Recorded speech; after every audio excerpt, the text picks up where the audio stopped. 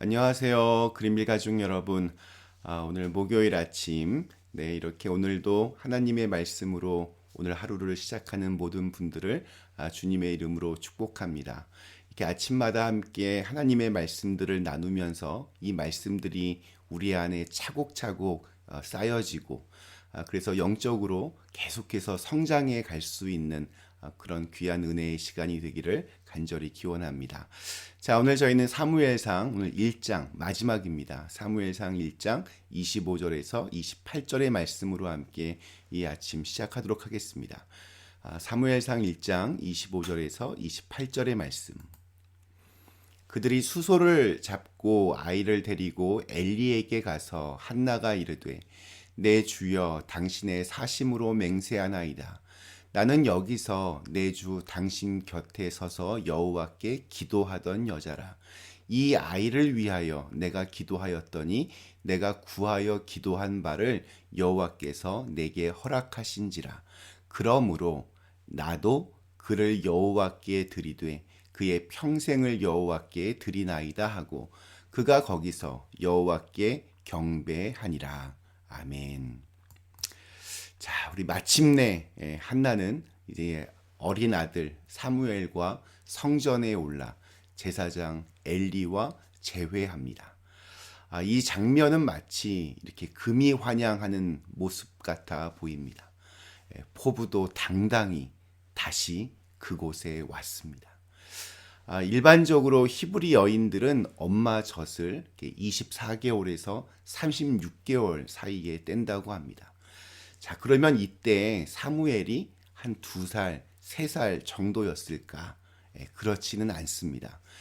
젖을 뗐다라는 것은 히브리인들의 이 자녀 양육 시스템에서 그렇게 해석해야 합니다.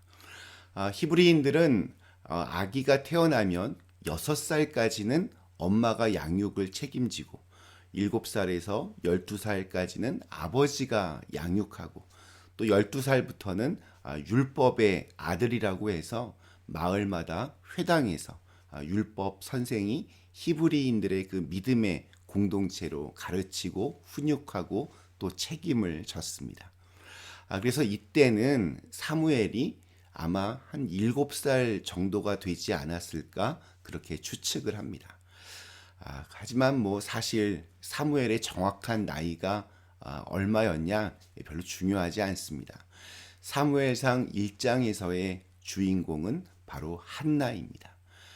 가슴에 사무쳤던 깊은 아픔들을 하나님께 토하면서 깨어진 마음과 상한 심령과 눈물들을 하나님 앞에 내려놓으면서 그녀는 자기의 기도를 듣고 계시는 하나님의 임재를 경험했습니다.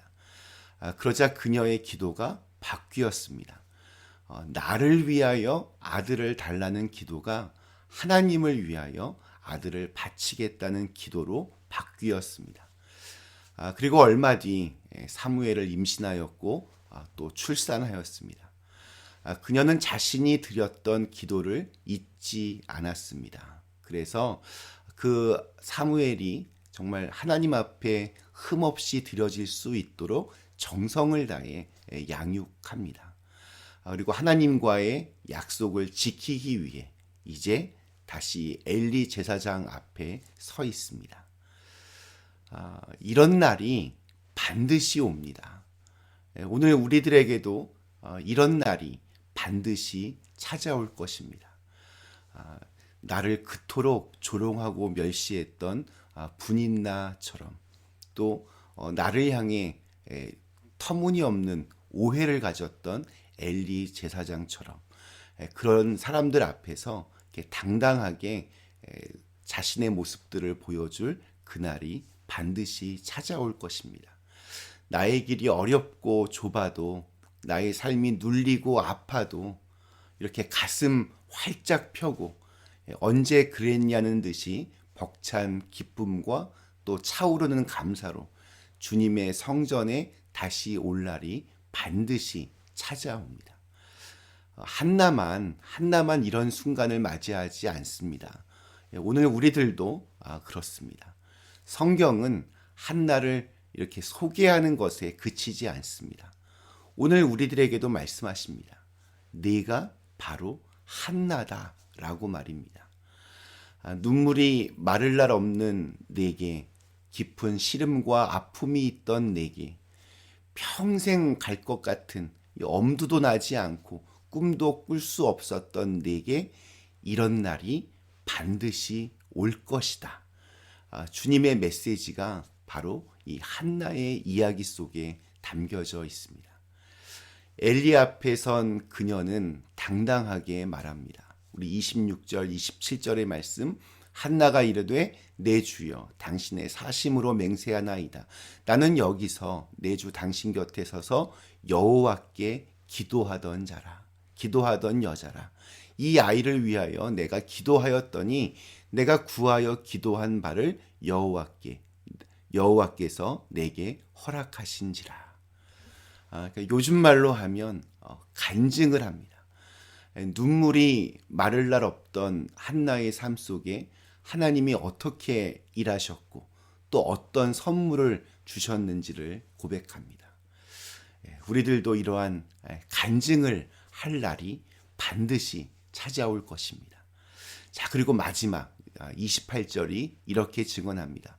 그러므로 나도 그를 여호와께 드리되 그의 평생을 여호와께 드리나이다 하고 그가 거기서 여호와께 경배하니라.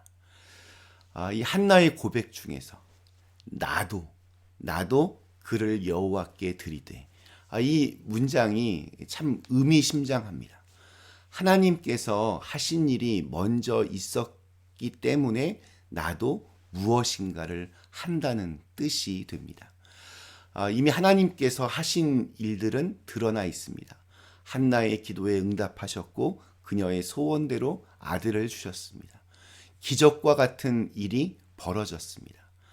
그런데 한나는 이것에 대한 감사로 그녀의 기도를 끝내지 않았습니다. 나도라고 하는 표현 때문에 그렇습니다.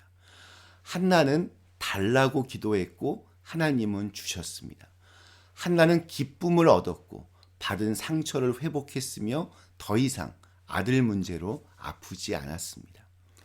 사실 좀 어떻게 보면 아들이 있고 없고의 문제만이 아니었습니다. 자기 자신을 이렇게 버려진 존재처럼 여겼던, 이렇게 무너졌던 자존감이 세워지자 한나의 삶 전체가 회복된 것입니다. 아무도 한나의 그 처절했던 아픔을 공감해 주지 않았을 때 하나님은 그 모든 아픔과 슬픔을 조용히 안아주셨습니다. 그리고 그녀를 회복시켜 주셨습니다.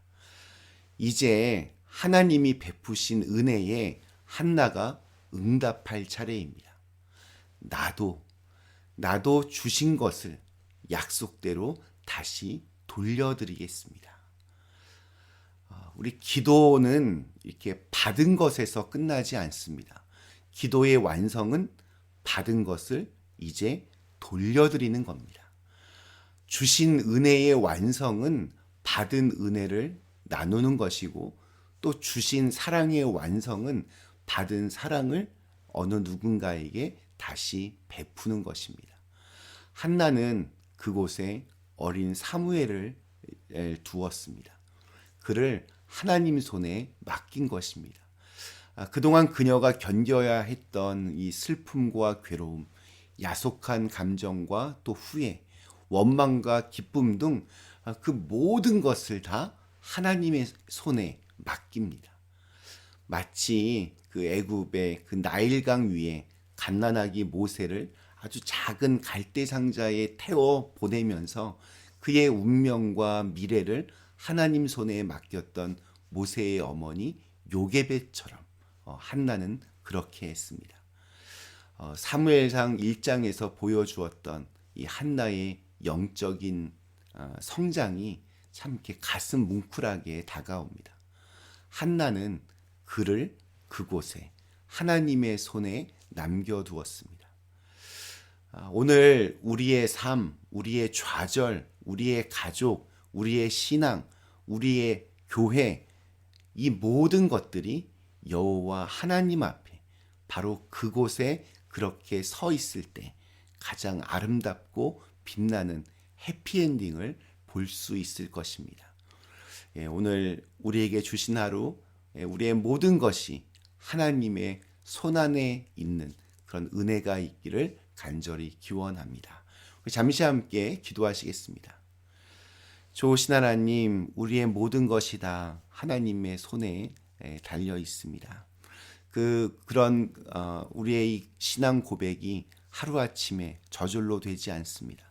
사무엘상 1장에서 한나가 어떻게 변해갔는지를 우리는 참 은혜롭게 그것을 보았습니다.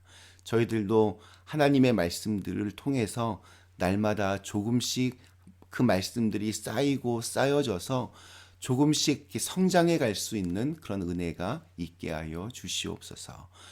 기도의 완성, 또 은혜의 완성, 사랑의 완성이 또 어느 누군가에게 흘려 넘침으로 그것이 보여질 수 있는 은혜가 있게 하여 주시옵소서. 예수님의 이름으로 간절히 기도드리옵나이다. 아멘.